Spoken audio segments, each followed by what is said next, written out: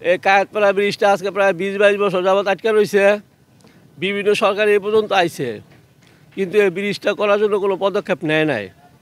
এতে করে এই কায়েতপাড়াবাসী অর্থাৎ রূপগঞ্জ এলাকার মানুষ ঢাকা যাইতে খুব অসুবিধা হয়। এমনকি কোনো রুগী লইয়া এই কায়েতপাড়া অথবা রূপগঞ্জ গাউসিয়া মুড়াপাড়ার মানুষ বহুত বিপদের সম্মুখীন হয়েছে এই পর্যন্ত। এমনও রেকর্ড আছে নৌকা অথবা ট্রলারে যাইতে গিয়া ডেলিভারি পর্যন্ত রাস্তায় হয়ে গেছে। একটা ব্রিজ নদীর উপরে, এই বালু নদীর উপরে 20 থেকে 22 বছর ধরে পড়ে রয়েছে। 22 বছর আগে কাজ ধরছে, এখনও ব্রিজটা কমপ্লিট হয় নাই। তো এর কারণে ত্রিমোহনী থেকে এই বালুরপাড় নগরপাড়া আসতে সেলো বোটের প্রয়োজন হয়। আর এই সেলো বোটের প্রয়োজন হওয়ার কারণে একজন দুইজন নিয়ে তো আর সেলো বোট ছাড়া যায় না। তখন 10 থেকে 15 জন লোক লাগে। আর 10 থেকে 15 জন লোক নিতে গেলে আপনার মিনিমাম আধা ঘন্টা 40 মিনিট বৈশা থাকতে হয়। যদি ব্রিজটা হয়তো আমি সোজা চলে যেতাম ঢাকাতে, মানে গুদারাঘাট। এখন ব্রিজের কারণে, ব্রিজের না হতে আমি গুদারাঘাট যাবো আগে নৌকা দিয়া নাইমা আবার আমার বাড়িতে আরেক গাড়ি দিয়ে যাইতে হইব।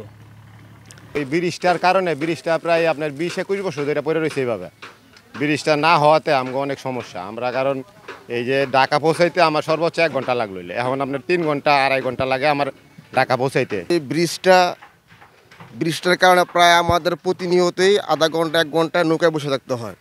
এই ব্রিজটা প্রায় 20 বছর উপরে হইব বন্ধ, কোনো সরকার এই পর্যন্ত কাজ করে নাই। এই ব্রিজটা যদি হয়ে যেত তাহলে আমাদের আসা যাওয়ার জন্য প্রায় অনেক সময় বেঁচে যেত আমাদেরকে। বলছিলাম আমার অনুরোধে উনি জনগণের স্বার্থে উনি ব্রিজটা করার জন্য আপনার চেষ্টা করছেন এবং টেন্ডার করেছিলেন। তারপর টেন্ডার সঠিক ঠিকাদার পড়েন নাই। উনি নিজের প্লেয়ারকে উড়ানোর পরে উপরে টপ স্ল্যাব দেন নাই। না দেওয়ার পর্যন্ত আজ পর্যন্ত যে রোডটা যেহেতু এলজিডি না, রোশন হাইওয়ে বিভিন্ন অভাব, বিভিন্ন বাধা বিপত্তি কী জন্য করতেছে না, এবং সামনে যে রোডটা ছিল ভালো হয়ে যায় ওনার ব্রিজটা টেন্ডার করছিলেন।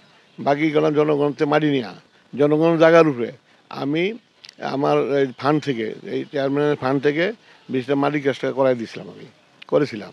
এবং ব্রিজটা পর্যন্ত সংযোগ রোড হয়ে গেল ওই এপার দুই দিকেই।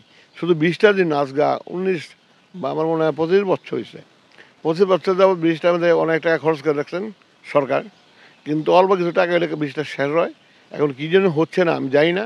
তাই আমি অনুরোধ করি যত কর্তৃপক্ষের নিকট অনতিবিলম্বে ব্রিজটা জনস্বার্থে নির্মাণ করার জন্য, জনস্বার্থে অনতিবিলম্বে কাজটি যেন করা হয়, এটি আমার অনুরোধ জনগণের পক্ষ থেকে। আমি কিন্তু এলাকাবাসীর এই দাবি, বিশেষ করে এই ব্রিজটা যদি হয় খুব সহজেই মানুষ কিন্তু ঢাকার রামপুরাতে প্রবেশ করতে পারবে।